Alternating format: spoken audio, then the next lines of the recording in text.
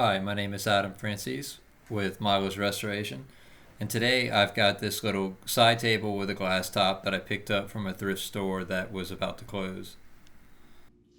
So you'll see here that I've got a piece of chip glass in the corner, and the way that I'm going to go about making this look like it wasn't a chip, but maybe a design style for the glass is to round off and put a radius on all four of the corners to the point where that radius swallows that chipped glass piece.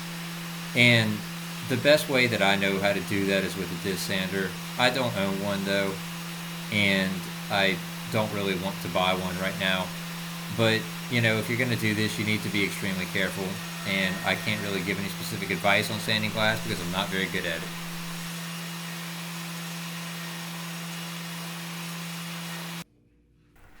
So I've got some M1 sander deglosser here and cleaner. I'm going to use it to just take care of cleaning it and kind of sanding it in a way. M1 is a product that's made by Sherwin for painters primarily and people that are refinishing different items in different parts of the house as well as furniture. It works good as a cleaner, and I rinse it. I don't know if you necessarily have to or not, but I just go ahead and do that anyway. I really just wanted to get rid of what I have because typically I just use a regular household degreaser and some rinse water. But for this circumstance, I just wanted to go ahead and try and get rid of the rest of this M1 that I had from a painting job.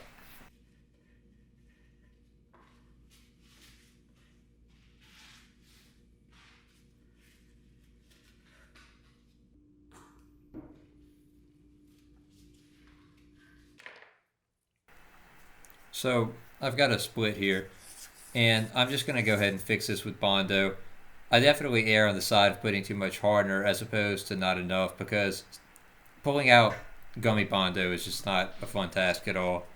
And really, you want to make sure that if you have any curved areas like I do in that corner, that you get that out before the Bondo dries because you'll have a very difficult time sanding an area like that flush with the top of the surface.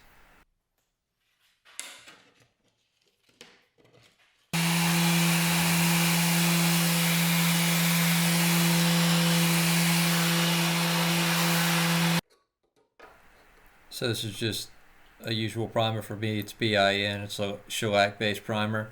It works great, and it's a good stain blocking primer. I'm spraying it with a 1.8 and a high solids cap C out of an Apollo Pro 5 LE. It's a pretty good gun, and it doesn't necessarily have the same amount of power as a cap spray, but I find the finish to be a lot more controllable, and it definitely has a lot more fine spray capability in my opinion, but it just doesn't have necessarily the same power as a cap spray. So I kind of rotate back and forth between these two depending on what I'm doing. If I can thin the material down enough to use it, I prefer to use this gun.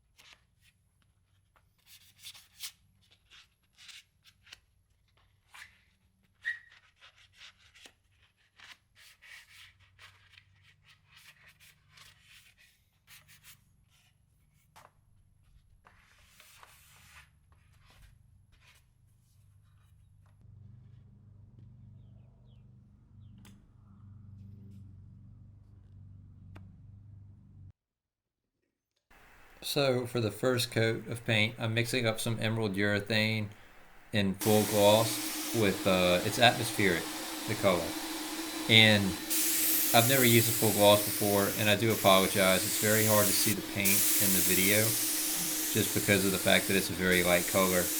But it's a pretty color, and the full gloss is obviously going to get dulled down a little bit by me thinning it by about 15%, but it should still come out pretty glossy.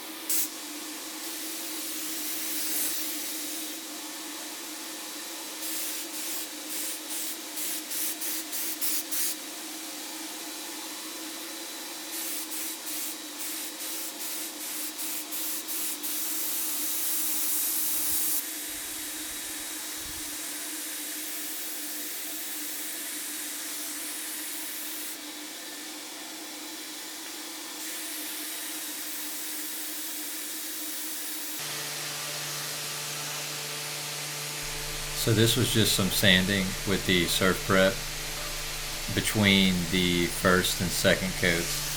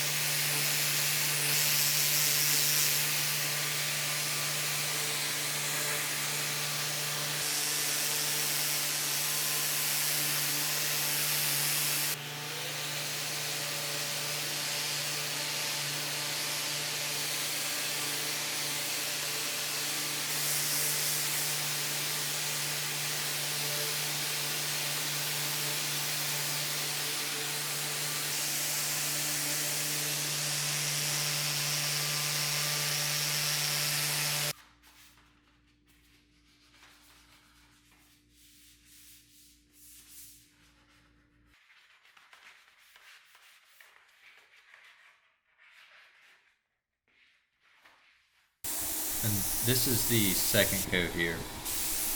I'm using an Apollo 1.8 with a C high solids cap, and it sprays pretty well. But the thing is that with gloss, you really have to do a lot more work to get the same results that you would with satin or semi-gloss or any other less glossy finish. The reason being because to really get gloss to come out and not have it look cheesy, you have to do a really good job with prep work.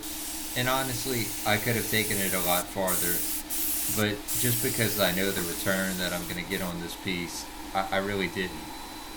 But even the amount of prep work and sanding that I did with this piece was really not enough. You could have done a lot more.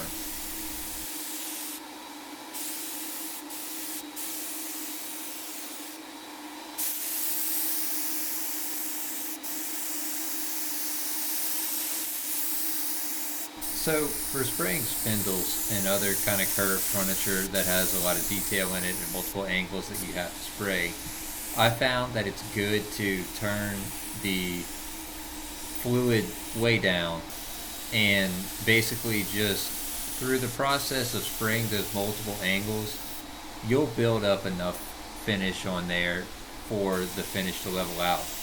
But on the other hand, if you turn the fluid way up, then, you know, once those flat areas are kind of saturated and you try to get another angle, you'll have way too much paint on there and you'll get some runs and sags and stuff like that. With lacquers, it's definitely a lot more challenging, but with the paint, it tends to have pretty good hold and it's pretty resistant to running.